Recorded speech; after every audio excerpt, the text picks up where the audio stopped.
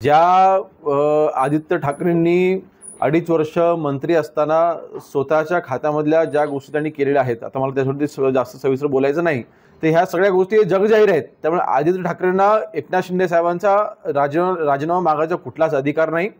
आणि स्वतःच्या कारकिर्दीमध्ये आपण काय कार्य केलं ह्याचं त्यांनी जरा श्वेतपत्रिका काढली तर जगासमोर येईल. कारण नसताना जर शिवसैनिक तोडफोड किंवा आपल्या याच्यावर आले तर आपण काय करायचं? बघा, जर का कायदा कोणी हातात घेतलं त्यांच्यावरती कायदेशीर कारवाई केली जाईल. महेंद्र घोगदाणी उन्नत मार्ग या प्रकल्पाचे 14,000 कोटीची निविदा रद्द करण्याचे आदेश दिले आणि त्यामुळे या निविदा प्रक्रियांमध्ये भ्रष्टाचार झाला असून एकनाथ शिंदेचा राजीनामा मुख्यमंत्र्यांनी घ्यावा अशी मागणी आदित्य ठाकरे यांनी केलेली आहे. त्याचप्रमाणे त्यांची ईडी, इन्कम टॅक्स आणि न्यायालयीन चौकशी व्हावी याची देखील मागणी आदित्य ठाकरे यांनी केलेली आहे. नाही, मला वाटतं 14,000 कोटीचा एक प्रकल्प, परंतु त्याच्या समोरच MMRDAच्या माध्यमातून किंवा MSRDC असेल, ह्या सगळ्या यंत्रणांच्या माध्यमातून माननीय एकनाथ शिंदे साहेबांनी आपल्या समोरच उदाहरण आहे समृद्धीसारखा एक महत्त्वाकांक्षी प्रकल्प हा रेकॉर्ड ब्रेक टाईममध्ये पूर्ण करायचं काम देखील एकनाथ शिंदे साहेबांनी केलेलं आहे. आपला मुंबईचा जो कोस्टल हायवे आहे त्याच्यामध्ये देखील नगरविकास मंत्री म्हणून एकनाथ शिंदे साहेबांनी जातीने लक्ष घातलं होतं आणि माननीय मुख्यमंत्री महोदय देवेंद्र फडणवीस साहेबांच्या देखील सहकार्याने तो हायवे देखील आज तिथे जवळपास पूर्णत्वास जात आहे. MMRDAच्या माध्यमातून आणि MSRDCच्या माध्यमातून जी 2 खाती माननीय एकनाथ शिंदे साहेबांकडे आहेत, तो एकच प्रकल्प नव्हता, असे शेकडो प्रकल्प माननीय एकनाथ शिंदे साहेबांनी महाराष्ट्रामध्ये पूर्ण करून दाखवलेले आहेत. आणि म्हणून एका प्रकल्पामध्ये तांत्रिकदृष्ट्या जर का तिथे माननीय सुप्रीम कोर्टाने जर का कुठले फाइंडिंग्सच्या आधारे जर का कुठला निर्णय दिला असेल तर त्याचा थेट संबंध माननीय एकनाथ शिंदे साहेबांनी जोडण्याचा काही संबंध नाही.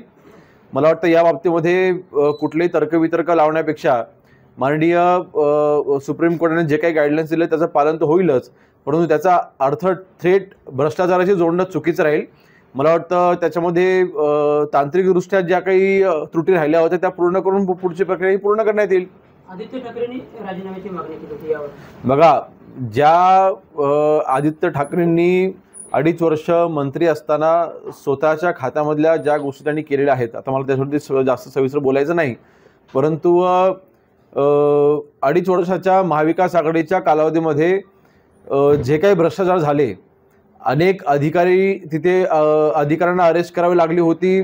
सचिन वाजेसारखा व्यक्ती कोणी आणला, त्याच्याकडनं कोण वसुली करत होतं, कोणी तिथे मोठ्या उद्योगपतींच्या घराखाली जिथे बॉम्ब ठेवायचे प्रयत्न केले होते, तर ह्या सगळ्या गोष्टी जगजाहीर आहेत. त्यामुळे आदित्य ठाकरेंना एकनाथ शिंदे साहेबांचा राजीनामा मागायचा कुठलाच अधिकार नाही.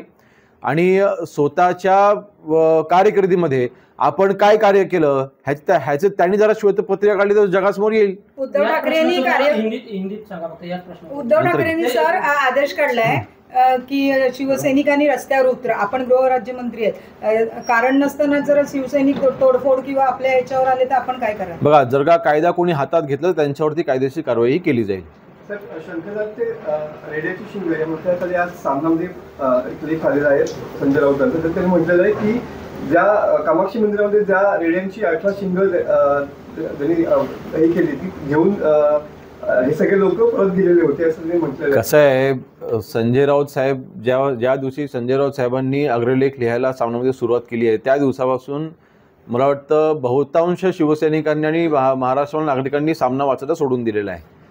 त्यामुळे त्यांच्या अग्रलेखाला कोणीच महत्त्व देत नाही. स्वतःच्या अग्रलेखावरती स्वतःच बोलत राहणं पहिले मी संपादक पाहतोय.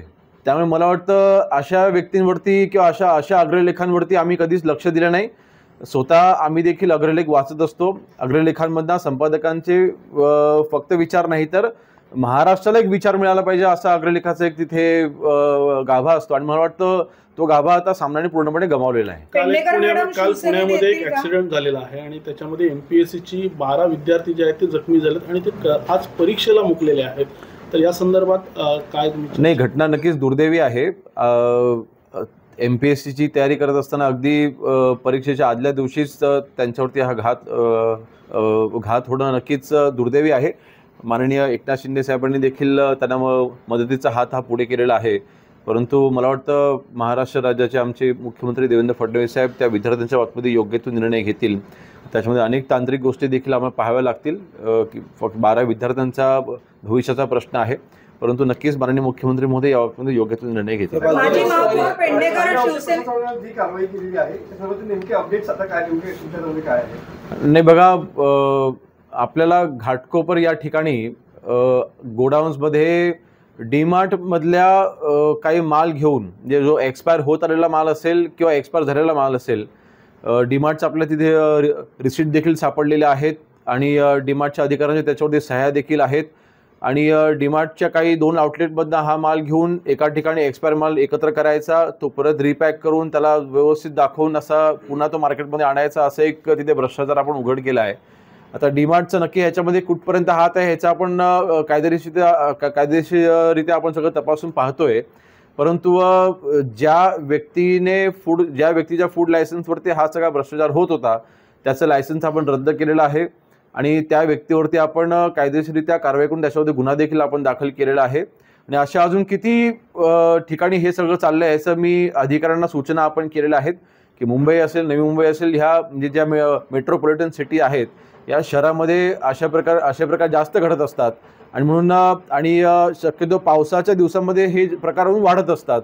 म्हणून अशा वेळेला सतर्क राहण्याच्या सूचना संबंधित अधिकाऱ्यांना मी केलेल्या आहेत आणि जे कोण दोषी आढळतील त्यांच्यावरती कडक कारवाई करण्याचे निर्देश आम्ही दिलेले आहेत. महापौर पेडणेकर शिवसेनेत येणार का? दबाव त्यांच्यावर मोठ्या प्रमाणावर दबाव आहे आणि शिंदे गटात येण्यासाठी त्यांच्यावर प्रयत्न बरं, त्यांनी कुठल्या पक्षात राहावं, कुठल्या पक्षात जावं हा त्यांचा वैयक्तिक निर्णय आहे, त्यामुळे त्याच्यावरती मी बोलू शकत नाही. परंतु किशोरीताई त्या निर्भीड एक शिवसैनिक आहेत आणि म्हणून अशा शिवसैनिकाने खऱ्या शिवसेनेमध्येच यावं आणि माननीय बाळासाहेबांच्या विचाराने चालणाऱ्या शिवसेनेमध्ये यावं असं आम्हाला वाटणारच, पण शेवटी निर्णय त्यांचा असेल.